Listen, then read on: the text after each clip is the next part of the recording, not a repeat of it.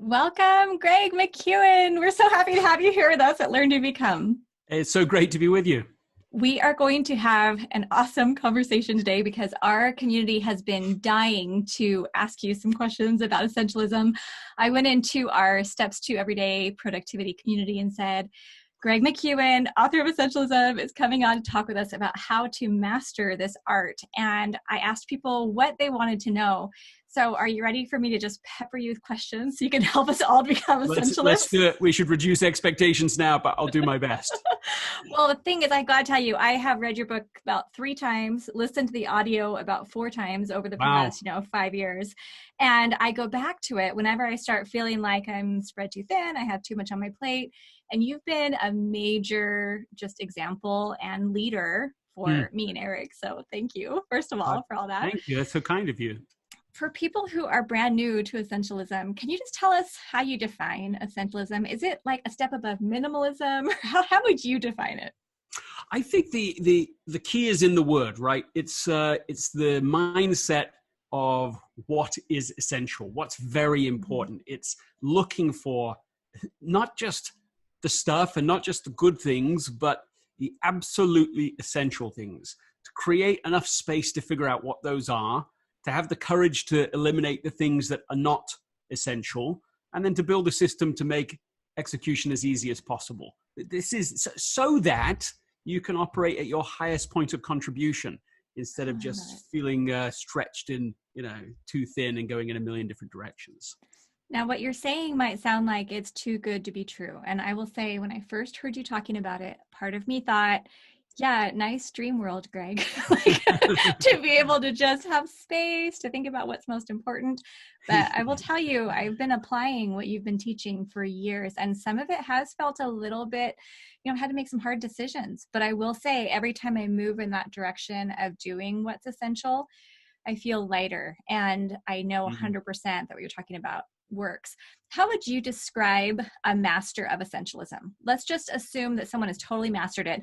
Like, for example, David Allen with Getting Things Done. He said, you've mastered GTD if when you're having a conversation with someone, your mind is 100% present.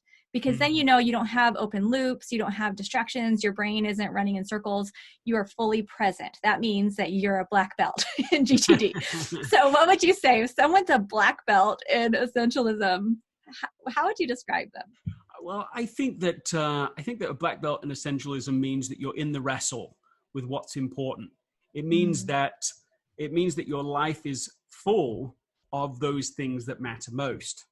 So it is in this way quite different than minimalism, and I'm not anti-minimalism by any means, but minimalism, I think, emphasizes the less part.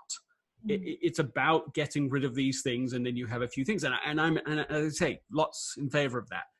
But essentialism, the emphasis is on filling your life with the things that matter. So your life it feels rich. It's not cold clarity like minimalism can be. It's warm clarity. It's where the people that matter most to you get the most attention.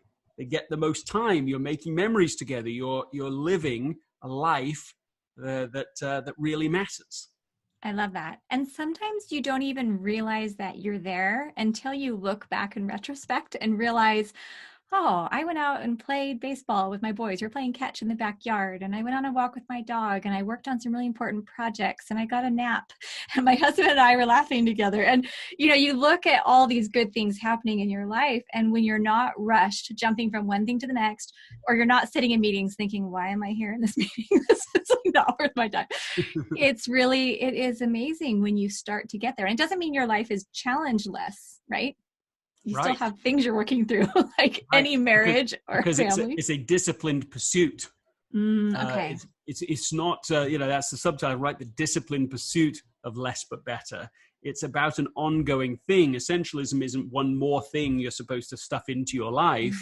It's a different way of doing everything. It is, I think, the work of life, so that you don't just get to a certain place and plateau and say, okay, well, I've arrived. Everything is calm. Everything is still. Everything is at peace. I'm not sure such a thing exists anyway, but that's to me not what it is. Essentialism, if you have that feeling inside of you, this is the right way. Yes. that I'm supposed to be going, and I'm going there. Yes. This is the way.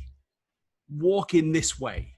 So to me, that's how you know you're there. Your life starts to feel more full of light, less full of, I would say, sort of the darkness of other people's opinions, of other people's agenda for you, of your past, your past, maybe even your past aspirations that are no longer relevant anymore. You're pushing all of that out so that you can be guided in the path of highest contribution. Okay, beautifully said. And I love that. And what you brought up were some questions that actually our community members had. I want to talk for a moment about fear of loss, fear, like even in our program at Learn to Become, we teach people, just how to declutter their homes and their offices. And a lot of times there's this fear of letting go of things, what if I might need it? Or a fear in letting go of a relationship. Well, what if I hurt that person? Or what if I don't have time for that person? Or, what if I'm going to upset someone? So for all the people pleasers out there, or the recovering people pleasers, who feel this fear of some kind of loss, if they essentialize, what do you recommend, or how have you seen people overcome that fear? Again, I think the emphasis is to come back to this word. It's you emphasize what is essential. The gentlest way to become an essentialist is to invest more and more of your time and energy to the things and the people, the causes and the relationships that are highly important, and to allow the other things, in a sense, to be starved of that attention and effort. That will happen naturally. It can start to fall out of your life. And now, of course, not everything just naturally falls out. There can be, negotiations that need to take place, discussions, counsel that needs to happen. But I still think that the first key is figure out what really matters and start giving a bit more to it, and to allow the other things to be slowly starved out and pushed out of your life. And then just don't be afraid. Yeah, I mean, look, I think at the heart of the matter is the reality of trade-offs. Yeah. So when you think about giving up that item in the closet, when you take that item and in the moment of almost giving it up, you pick it up, you take it off the shelf, you look at it, and you think, I really need to get rid of this. But in that moment, something mysterious and almost magical seems to happen. And you say, I could use it sometime in the future, maybe, possibly. And so whatever inevitably happens is it goes back on the shelf. And there's a term for this, it's the endowment effect. And the endowment effect says that we value things more because we own them. And so that's a good thing, but it can cause a really bad thing, which is that we hold on to something that really ought not to be there anymore. It's not actually of great value to us. We just remember its value as we think of getting rid of it. So making that connection now back to what you're talking about, fear in maybe in our relationships, or fear of getting rid of an opportunity or something that we've committed to in the past. Our fear is greatest in the moment of releasing it, because we're most aware of owning it in that moment. So I think that one of the things that one can ask is, well, would I invest in this starting today? If this was a new decision, would I now enter this? Would I now enter this relationship? Would I now enter this commitment? Would I go into it starting afresh, so that you can evaluate its real value? And also just to discover that there's always a trade-off being made. Yeah, that's really the heart of what I was trying to say just then is every time you say yes to something that you ought to be saying no to, you are using up time and energy for some other better, more important yes. And so just to be aware of that. So when you have the fear of giving something up, realize that keeping it is also coming at a cost. Yes. Discover the reality of trade-offs and then make the best trade-off. Which problem do you want? And I think sometimes it is helpful to hear from other people who've already made those decisions to essentialize. I went into our group and said, hey, when have you made a choice to cut something out of your life you didn't want to cut out of your life and you did it anyway because you knew Yeah. it was the right decision?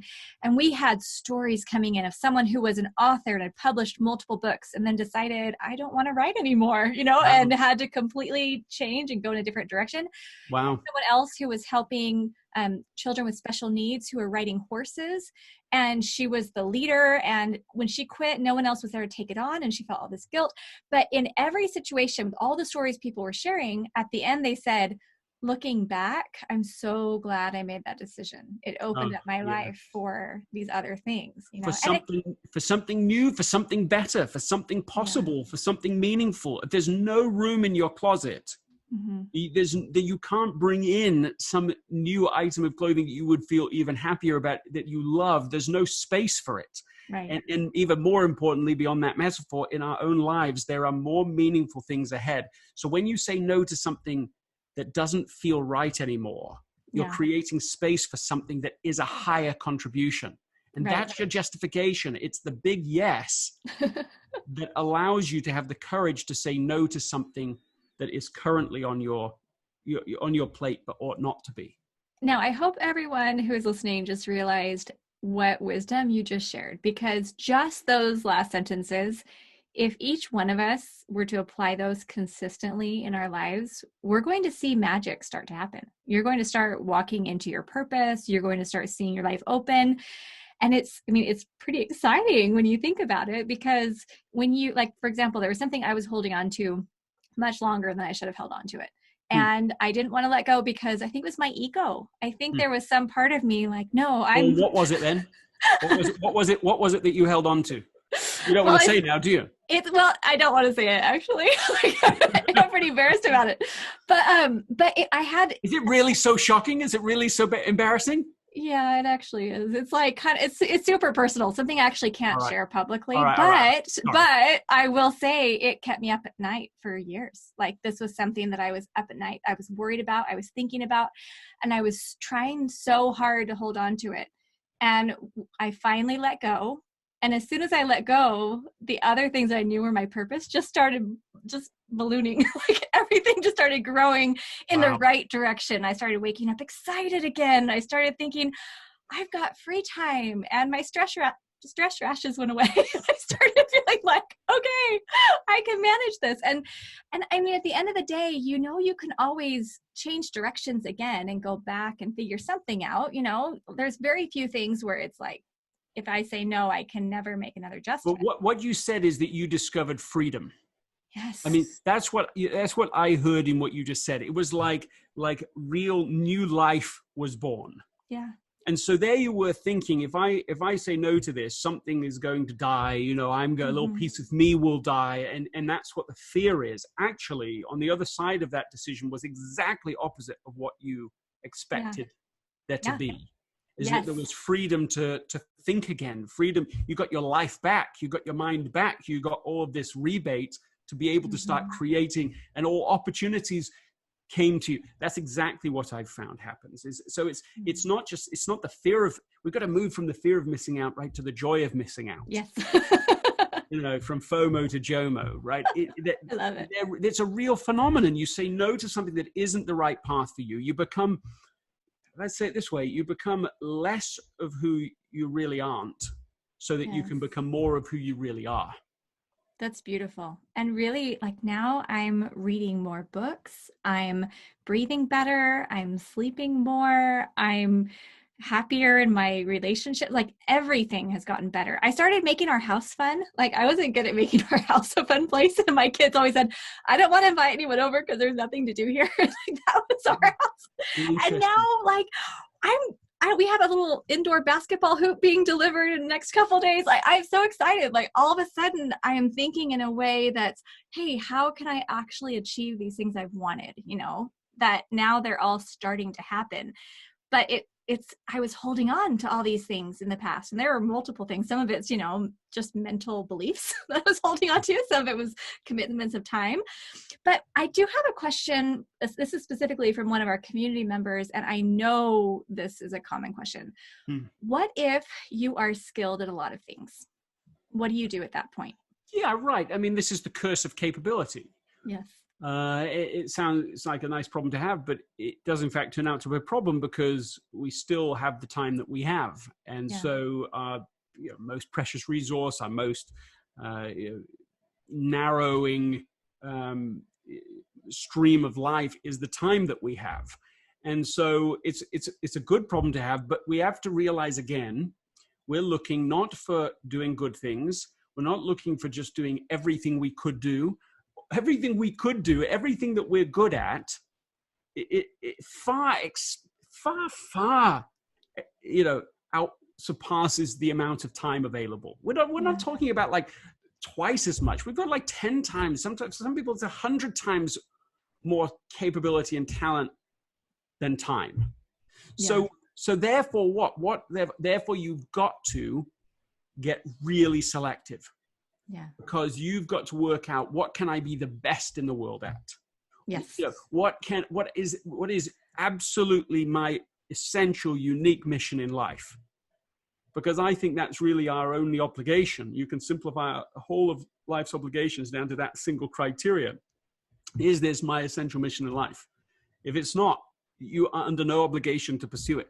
No matter what anybody else is doing, and no matter what anybody else tells you, that is your obligation in life. That's how I feel about it anyway. Mm-hmm. So my job in life is to try and discern between all those other good things and all those other maybe different capabilities and so on that you feel obliged to go down and find instead just the essential path, just those things that I came here to do. To me, that's like the super criteria. Well, and I love you and Eric and I had a brief conversation before we came on to record. And I love how you were talking about sometimes you do start looking in a direction like, oh, this might be a good direction. And you might take a step or two, but you pay close attention to how you feel as you're moving in that direction to see if that's right or not. Can you explain a little bit more about how someone might be able to take a step or how to discern which way to go? Because sometimes you don't know. If you're literally standing at the crossroads, sometimes you have to move in order to know it's wrong. Yeah, right. Absolutely right. So let's just back up. So in essentialism, there are 3 steps to becoming an essentialist: to explore what's essential, eliminate what's not, create a system to make it easy. Okay. Now you can think about those over different periods. You could say, okay, let me explore for 6 months and then let me eliminate my life for 6 months, get rid of all this clutter and then build a system. Or you could think, which is more how I would encourage people to think about it, as a very rapid process where you are perpetually exploring and eliminating and therefore building. So what I see it as is every day is its own prototype for exploring. Mm-hmm. Today is a prototype. We're going to try and work out this morning, take some time, meditate, pray, ponder, read, make a plan. My goal is I always try to write 6 things in priority order. And I did that this morning, and I noticed the difference when I don't. And then you try and take steps towards those things. And as you take steps, you learn fast. That's why you need to do it every day. And so as you're learning, you will learn whether this thing feels like the right direction or whether it actually feels like it's pulling you off. And I will stop multiple times through a day, and have done today, and said, is this really the right path? Let's just pause. Let's be sure about that. Mm-hmm. Let me reassign my time so that you can have, that feeling of being in the right path, doing the right things for the right reasons at the right time. That's this test of being an essentialist, as we mentioned before. I love that. I even did that today as I was sitting down. I was working on some projects. So I have all my projects, organized, and I'm moving in priority. But before I even went to look at them, I just sat down and said, okay, where do I want to be in 5 years? I was, because I planned up to 2020 really well.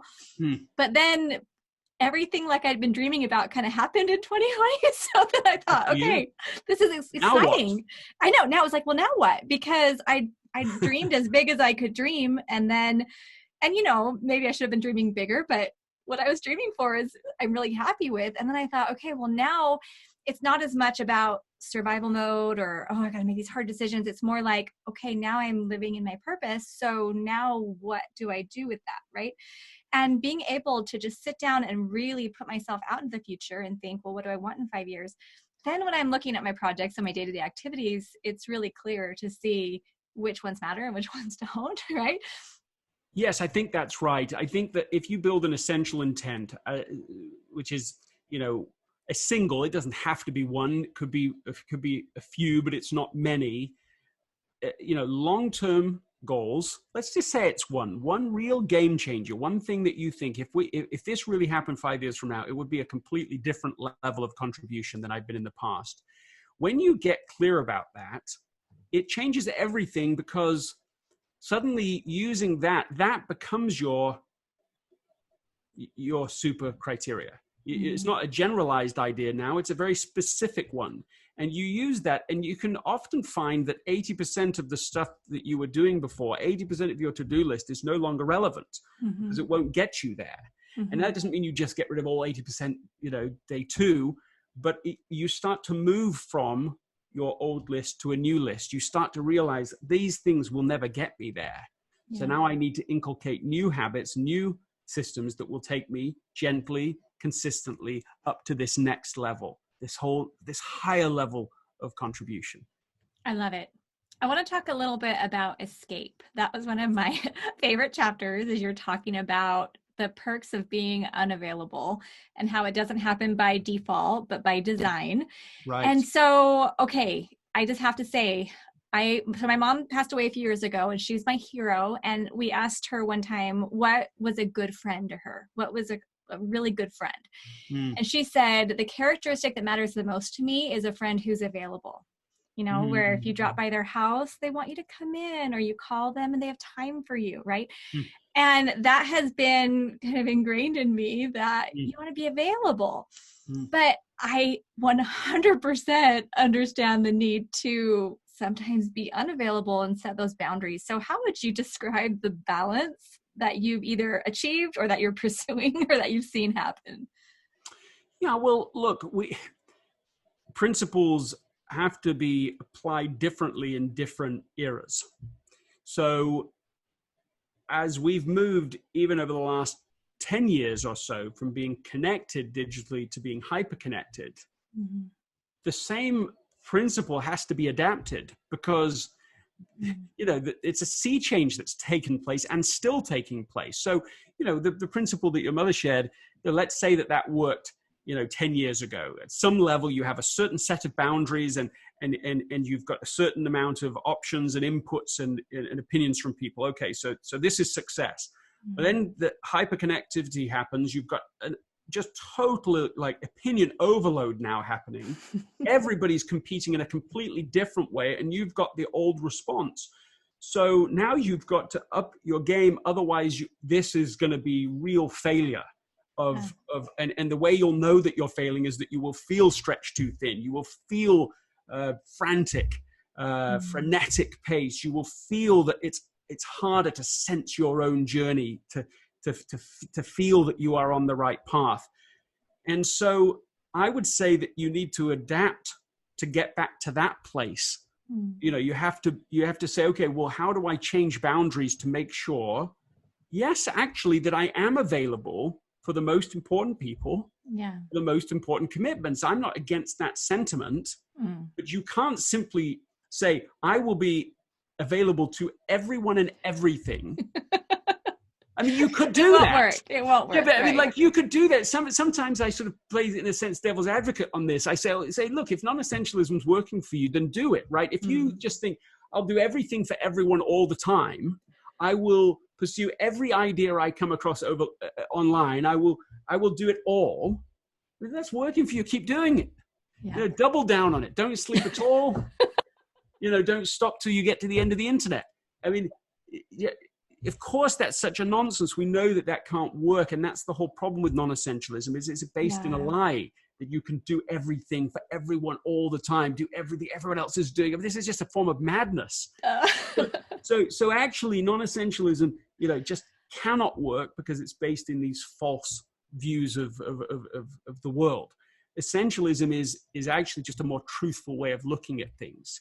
Few things matter, and anytime we take energy away from those things onto less important things, our overall contribution will go down. So our job is to do, fewer things done better.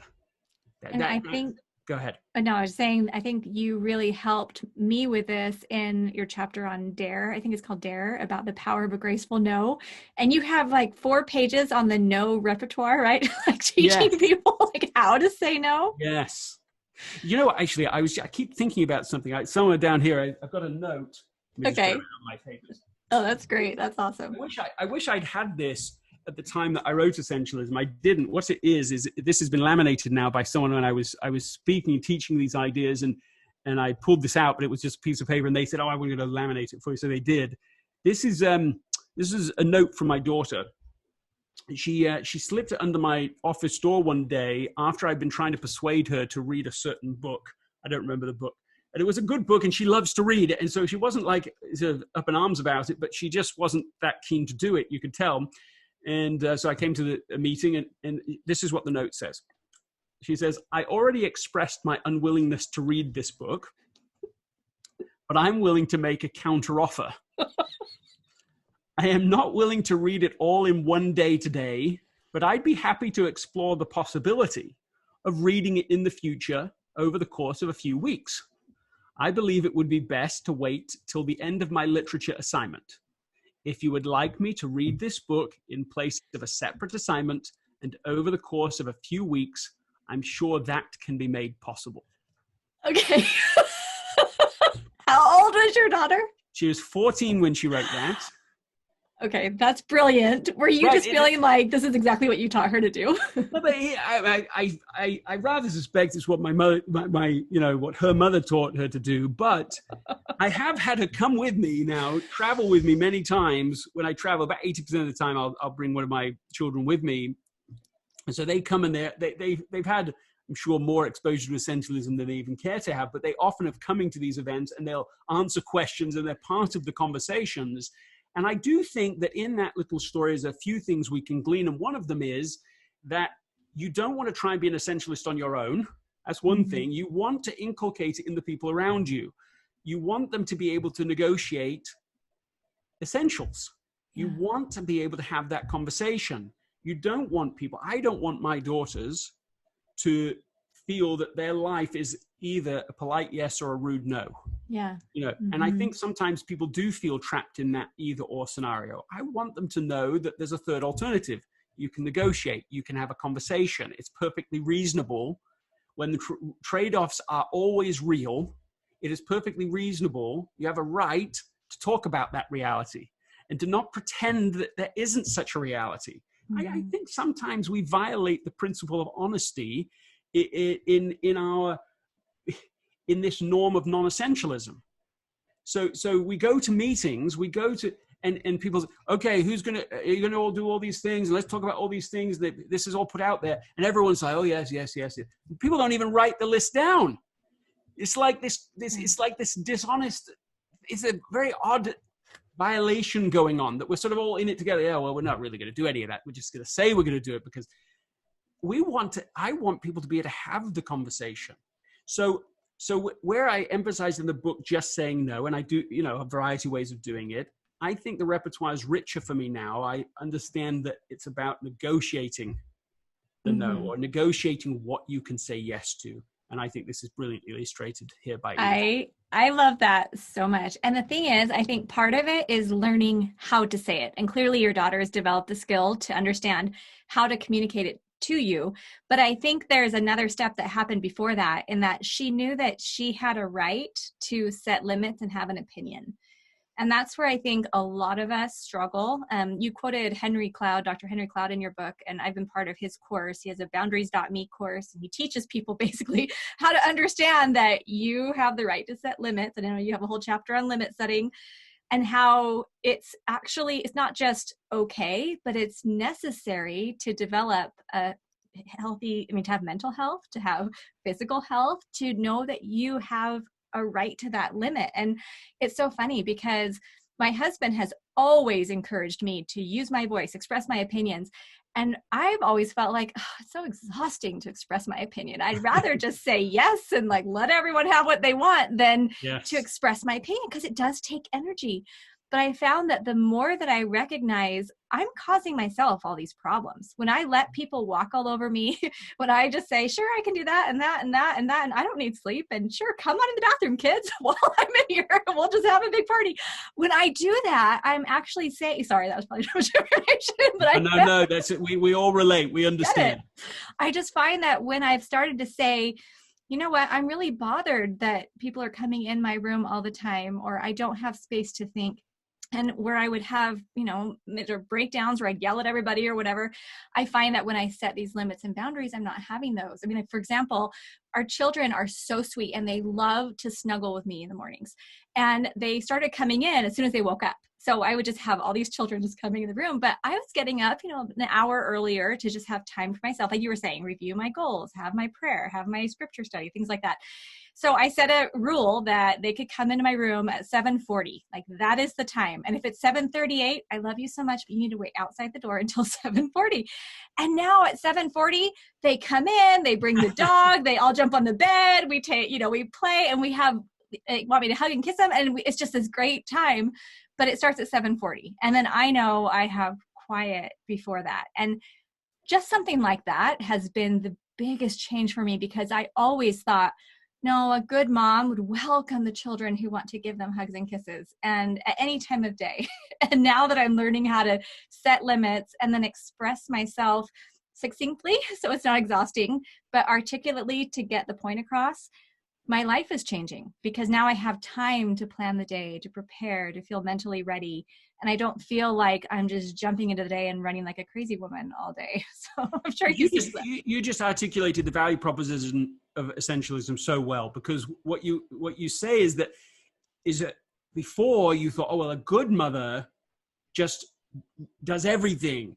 But really, then you went on to explain that when you try to do that, you don't do everything. What actually happens is now you want to yell at people eventually, because I did. Because that's the lie of non-essentialism. The non-essentialism says, well, just do it for everyone and it will all work out. This will be great. Everyone will get. They don't. Mm-hmm. It's such a con. Actually, although I find it sort of humorous, it also makes me furious. I mean, like, what a con that we can do everything for everyone, and so therefore we shouldn't have limits. I mean, what is true is that if you just are available 24/7 to anybody, you will eventually have really rough relationships with lots of people. Right. You will not do really well with many of those relationships. Mm-hmm. It's not going to end well. Yeah. I actually met one person one time who had an experiment, and their experiment was New Year's resolution: I'm going to say yes to everyone and everything. Literally. And I talked to them in probably, I don't know, February, March. As an event I was doing, we had a lunch, and she was telling me this story, and I thought it was fantastic just to even hear this idea. And I was like, well, how did that work out for you? And she's like, terrible. She said, I was exhausted. I was stressed out. I wasn't able to deliver on projects. I wasn't, it was like she literally took non-essentialism and just ran with it. And just said, what will happen? You burn out, you wear out. It doesn't work. Essentialism is actually the only sane long-term strategy for contribution. Yeah, no, I love it. And I found that when I was waiting, for example, for time to open up in my day for Eric and I to have really awesome conversations, it was never happening. And there was one period of time, it was a few weeks ago, and we went like 3 days hardly talking because the kids and work and all these things were just happening. And we were so frustrated with each other without even telling each other, because it was just constant. And so I actually decided, and I was so tired.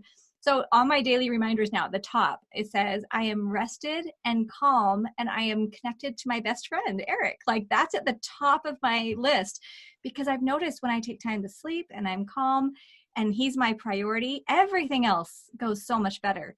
But I was causing my own problem by thinking, well, let me just, stretch myself in all these directions. So like, I say no to most things right now, but it's amazing when you say yes, like what you're saying, to your spouse, to your family, to your most important work, how then everything else works out.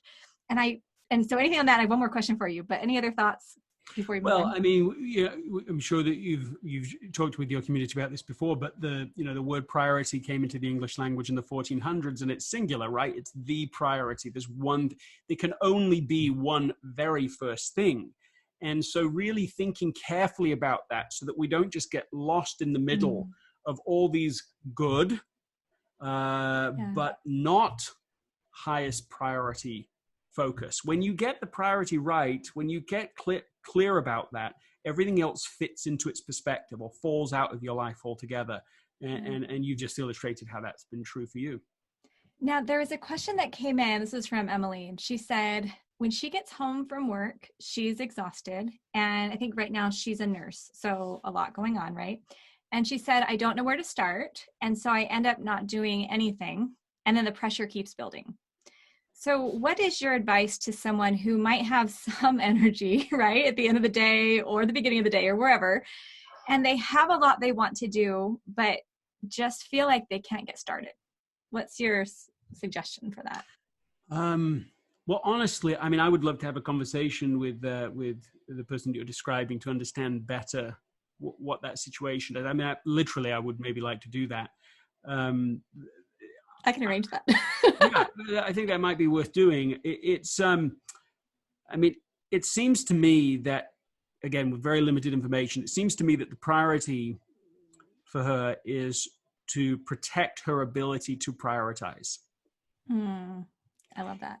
And so when it says, oh, I get home after all this and I just don't even know where to start, what I think may be going on is I'm actually already burned out.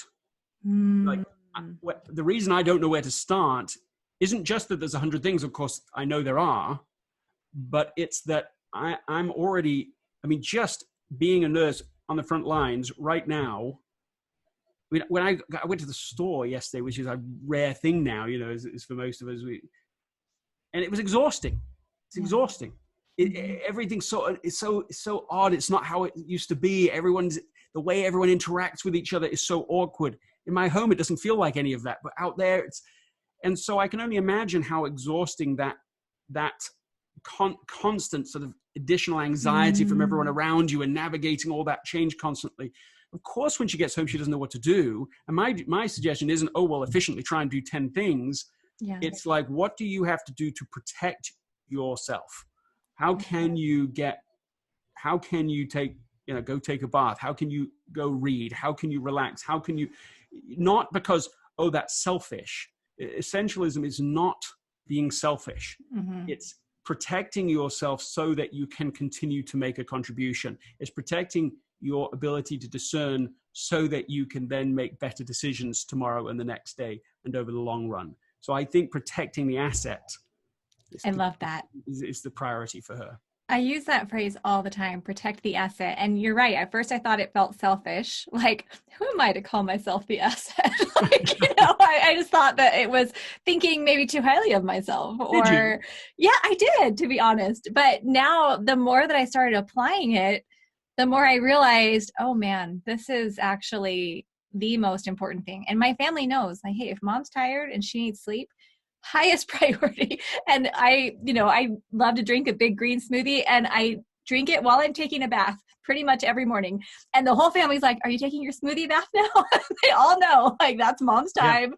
Don't come in. Just give me time to just relax. If mom's not happy, nobody's happy. It's kind of true, but it's like that for all of us. Like, I want my children to learn that too. And I'm trying to teach my children how to protect themselves as the asset, because I think sometimes as children we might kind of put them into a lesser role, like, oh, you're the children, you just do whatever I say. I think that sometimes when they're little, you kind of think of them like you're managing children, and now that we have teenagers, I'm thinking more about how to help them avoid the burnout, when they're involved in all that. Well, and let's just build on that for a second, because this idea of protecting the asset, especially this navigational spiritual asset, the executive function of our brain that helps to try and discern which things matter versus which things don't, particularly doing those things to protect that.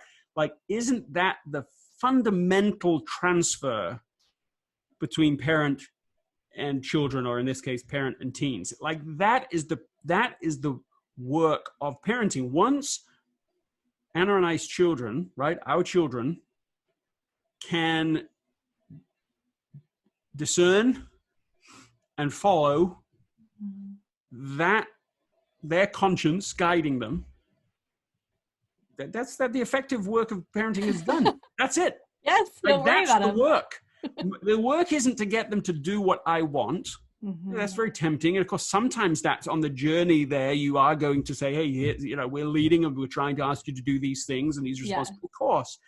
But it's all in service of a time when they are completely independent and not just independent in the sense that they can make any decision, but that they can actually find that find their essential mission in life, that they can course correct back to the priority, path that they are supposed to live. That to me is the work of parenting. Love it. Yes. And how have you and Anna found it works best to do that? Is it in conversation? Is it just helping them, as they start a new sport and then maybe they like it or don't, or if they want to play video games? I know you did like a reading thing where you started rewarding your kids for reading. And yeah, that's true. But what's helped you? I mean, certainly talking about it really often. Like just even introducing the ideas. I don't think there's anything in essentialism that can't be understood by actually a young child. Yeah. I remember Jack, my son, when he was quite young, certainly younger than 10, saying about a decision we were discussing, he said, "Oh yeah, I just don't want to make that trade-off." And he used that language and he perfectly understood it. And I think sometimes we underestimate our children's ability to learn things, and we think, oh, well, they can only learn this once they're 30s. And that's such a risk, because then what happens is somebody gets into their 30s and then they discover, I have no idea, I've been on a race to nowhere. I still don't know what I'm supposed to be doing with my life. And I think you can start that young. And so we talk about this all the time with our children.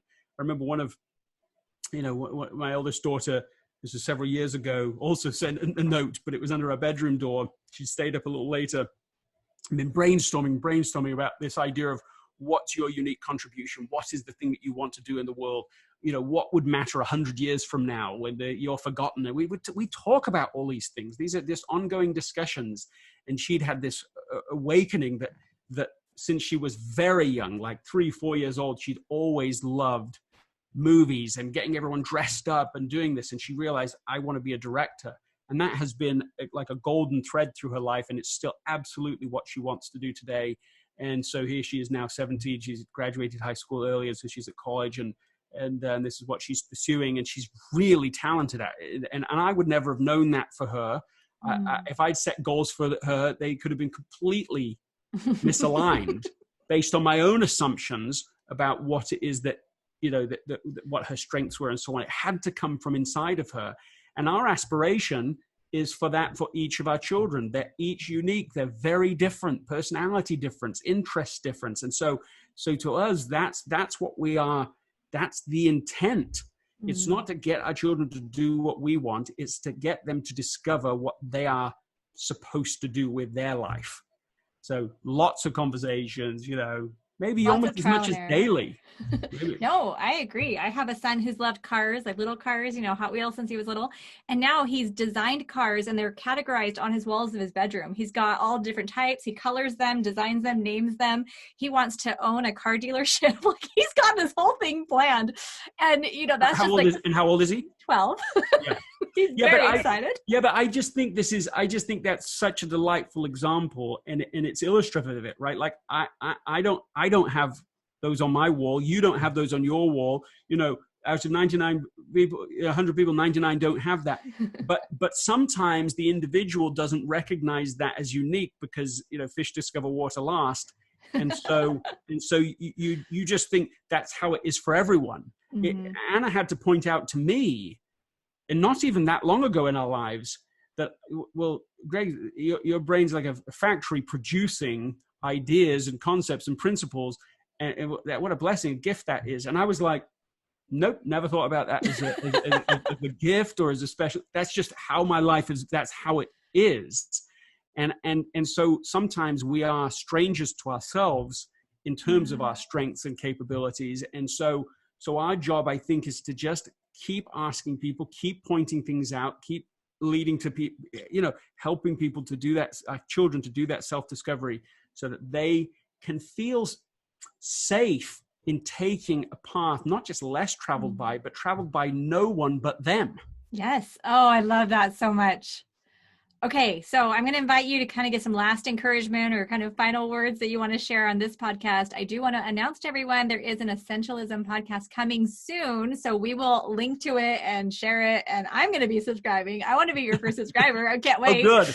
So super excited about that because I know you have a lot of good wisdom to share. You're a learner, and Eric and I were talking to Greg earlier. We actually knew him, 25 years ago back in college. Amazing. So fun. We were all just kind of starting out, figuring it out. So it's really fun. Our paths have crossed again.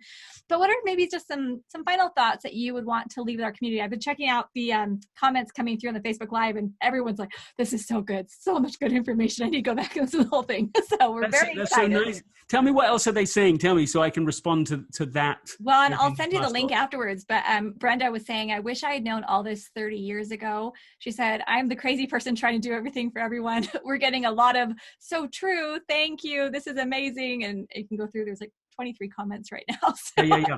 Yeah. Look, I think if I could summarize something, and I didn't write this in Essentialism, but I think if I had to summarize now, I would say that Essentialism is about light. And I feel this. I mean, to live Essentialism is to follow whatever, even if it's the tiniest little bit of light you have, is to follow that, and to not be distracted even by other people's light, right? Like even by other people's good things and worthy things and things that you go, not only is there's nothing wrong with that, that's wonderful. Yeah. But that doesn't mean it has to be my wonderful. Right. In fact, it often won't be.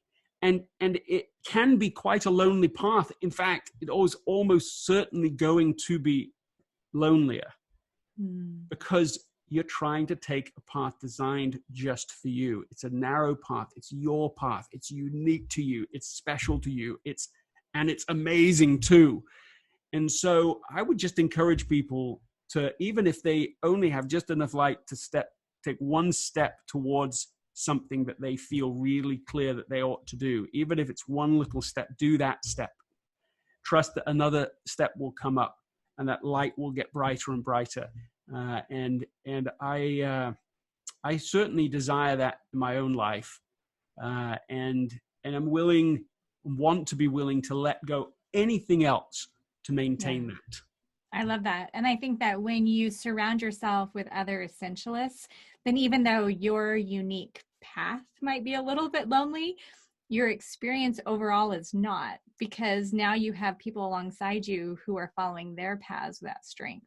So. Yeah, I concur with what you're saying. If you can build a community in the way that you've been describing, that you've been doing, you do realize that I have an experience as a group I get together with every year or so, and that it's a really amazing group of people actually, and they are very unique. And when I'm with them, I feel more like myself than under other circumstances, or rather that I can be myself, be a little less apologetic about how I think about the world, or how I see my life, because I can see that they're doing the same things in their life, that they're thinking boldly, that they're believing in quite impossible things, or it sounds impossible to others. And so I do think the right group of people can be inspiring in the way you say. And I think that is a good counter to the loneliness that you can feel. I love that. Well, thank you so much, Greg. This has been amazing. And everyone listening, follow Greg, gregmckeown.com. Is that right? Yes, gregmckeown.com. Okay. Yes. All right. Thanks so much, Greg. Thanks, April. Okay, live stream is off. We'll stop the recording. Thank you so much. This